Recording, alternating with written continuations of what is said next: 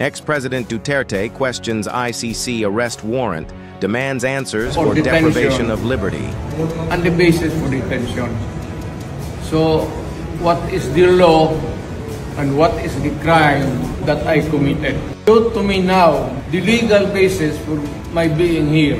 As apparently I was brought here not of my own belief. It's somebody else's. Hindi ibang tao, ikaw siguro, because this is your structure. So you have to answer now for the deprivation of liberty. General naman ngayon.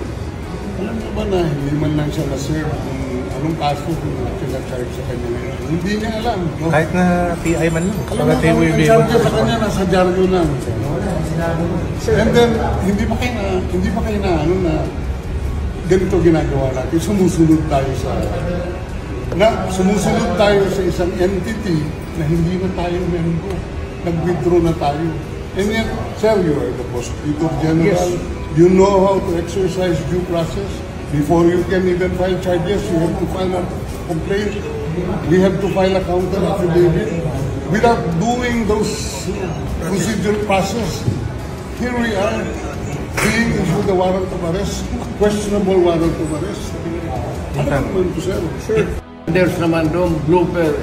Puro pagdating sa trial dyan, tatawagin kita sa witness stand.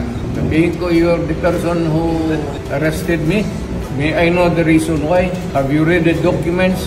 Or at least, have you read the case at that time when you made the arrest? So that you would be guided to what you should know.